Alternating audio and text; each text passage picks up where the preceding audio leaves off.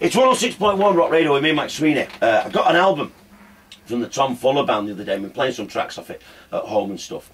And Tom's dropped in to A, have a chat with us, and to B, to play some songs. Tom, welcome to the programme. Thank you, Mike. Right, I've got to say, I was listening to the stuff. I hope this is meant with the most massive praise possible. I said one particular song, Lollipop Guild, The Beatles.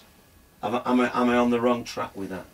It reminded me so much of the Beatles. You know, the song is about recovering from betrayal, okay? And you're hurt, you're devastated, you want to get up. And I channeled all those hurt feelings into writing that song. And it just evolved to what it is. It took a life on its own, and it had certain sounds, and it's like, cool. And if it reminds somebody of the Beatles, I take that as a huge compliment, but it wasn't done out intentionally.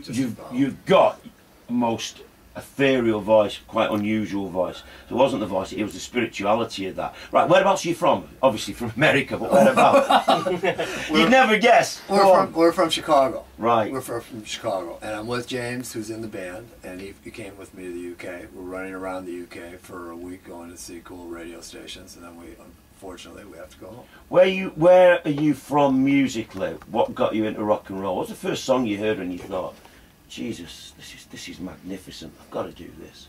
I've got to be in a rock and roll band. You know, there's a lot of songs, but you know, we were reminiscing about the '60s and stuff, and I was hooked on "She Loves You." "She Loves You" was the one, and I was a little boy, and I loved it. And I begged my mom to buy me the single, and she did. And then, of course, the single led to an acoustic guitar and to taking guitar lessons, and the guitar lesson guy saying, you know what, I'm going to teach you how to play classical guitar. And I looked at him and he said, what's wrong? And I said, all I want to know how to do is play chords. Can you teach me chords? And then I started on chords, and about 2 weeks later, that was the last time I had a guitar lesson. And I was a little boy when I did that. Can you remember, I asked this question of everybody, and I've had some great responses, including one from one of the guys out of REM, and when I asked this question, he didn't want to answer it. And I said, come on, you've got to answer the question. And he said, okay. He said it was a song by the Monkees called Stepping Stone. The question is, can you remember the first proper band you were in and the first cover version you ever did on stage of another song from somebody else? The Last Train to Clarksville.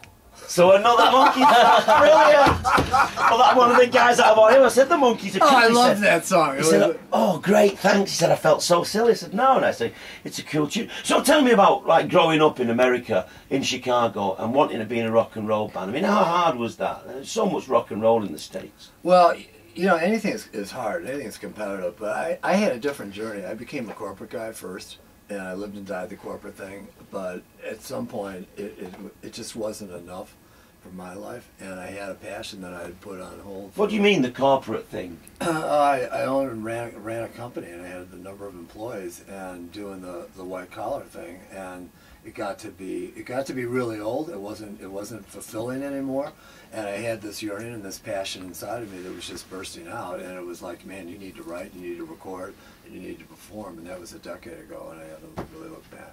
I would never. So I just take a lot of baby steps. I'm a huge believer in taking little baby steps to get all the way to Manchester, England, to play the Lollipop Guild. You know, and it's worth it. I'm gobsmacked. I would never. If you'd have said to me, "What did you do prior to doing this?" I would never have said that you were corporate. Right. I want to chat to you more about your music, but I want you to play a track for us, which would be really cool. Sure. So if you can do that for us now, and then we'll come back and have a bit more about American rock and roll. Great.